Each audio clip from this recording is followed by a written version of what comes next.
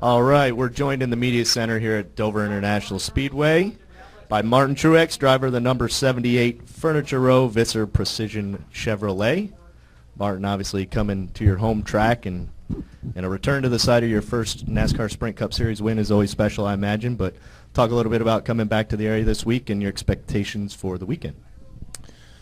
Well, it's great to be here. It always is. I really enjoy coming up to this area, and obviously really enjoy running this racetrack. So looking forward to having a great weekend with our Furniture Row Chevy, and it's been a good few weeks for us. It's been a good season for us, and hopefully we can continue that here this weekend. All right, with that, we'll go ahead and open it up to questions. If you would, raise your hand, and we'll see if we can get a mic your way. Claire, let's go ahead and start off with you. There's a mic right there. Claire B. Lang, Sirius XM NASCAR Radio. I really noticed on the grid last week after the race, the steely-eyed determination you had when you said, coming to this track at Dover, and we're going to be fast. It wasn't like we think or we'll get there. Can you talk about how, I guess, firmly you believe that this is a track that you could master and come off with that win you really want? Well, I really enjoy coming here. This is one of my favorite tracks. That's usually a good sign to start off with. But honestly, just, between that and the way our cars have been running, the job the team's been doing, I feel like, last year we were off quite a bit, and we came here and we still ran in the top 10 both races, and really had a good run here for us last year. So I kind of was looking back at that and thinking about that, thinking, okay, imagine what we can do there now. So we'll just have to see. It's a different year. Times change. The tire's different this weekend than what we had here last year. So it'll be interesting to see how practice goes today, how qualifying goes today, and getting ready for tomorrow. We'll find a little bit more out. But just I have so much confidence in my team and the cars we have, and what the job the job that my team is doing. It's just fun to come to the track with confidence and with optimism about what we're going to do. So looking forward to the weekend. It should be a good one. Let's stay here with Pete, and then we'll go to Jeff in the back. Pete Pistone, MRN.com and Sirius XM NASCAR Radio. You talked about the team. Describe the relationship between you and Cole Pearn. What's working with you guys?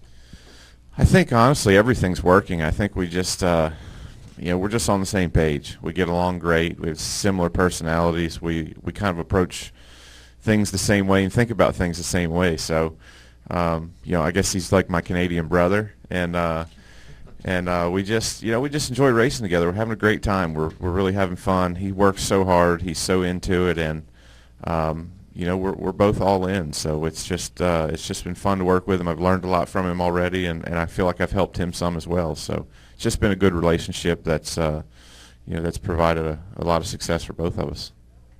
Let's go to Jeff Gluck back there. Jeff, raise your hand, and then we'll go to Holly.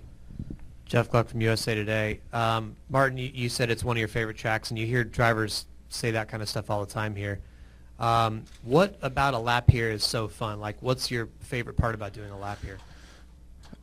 My favorite part is just the way you land down in the corner. I think the coolest part about this place, or what I really like about it, is just that you have to drive the car really hard every lap. I don't like tracks where you kind of have to let off early or be smooth on the gas to be fast. I like tracks where you got to drive the car hard. That's kind of always been my style. I don't like to run 95 or 98%. I like to go all out. So it's that kind of suits my style, and that's part of the reason why I've always liked this place.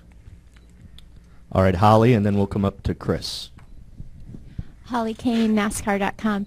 Martin, you kind of alluded to this in answering Claire's question, but how has it been, that fine balance between frustration and a lot of encouragement after each race?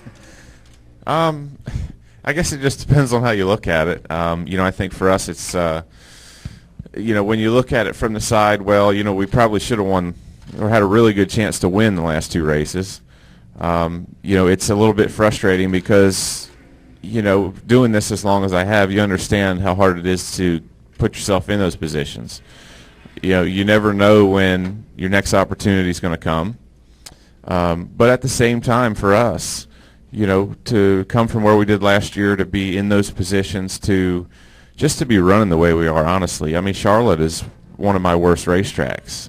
I've always felt that way. And last week to lead the most laps and really, again be the car to beat was it was just it was an amazing feeling for me. And I can't tell you the confidence it gave me after the race. So there's just so many angles to look at things from. But I think for us, it's important to not lose focus of what we've been able to accomplish so far, what this team is capable of, and to just try to keep learning and getting better, and so we can close the deal and win some races, and hopefully at the end of the year be fighting for a championship. All right, Chris, and then Lee. Chris Knight, catchfence.com. Martin, is it too early, too soon to start thinking about a second team at Furniture Row, or have you guys already had some discussion about that? Maybe just part-time and then maybe eventually move it into a full-time role? Yeah, I don't think it's too early to start thinking about it. I think that Barney and Joe have been thinking about it for a while. It's just a matter of when is the time right.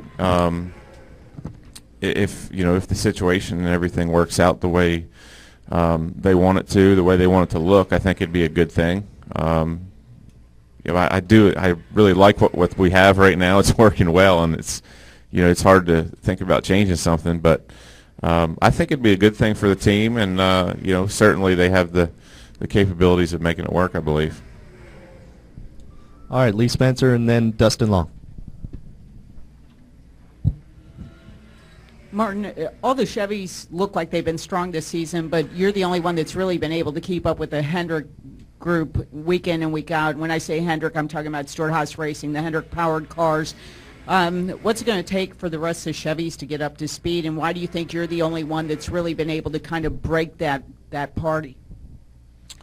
Well, I'm not sure exactly why. I don't think that we obviously get a lot of help from RCR.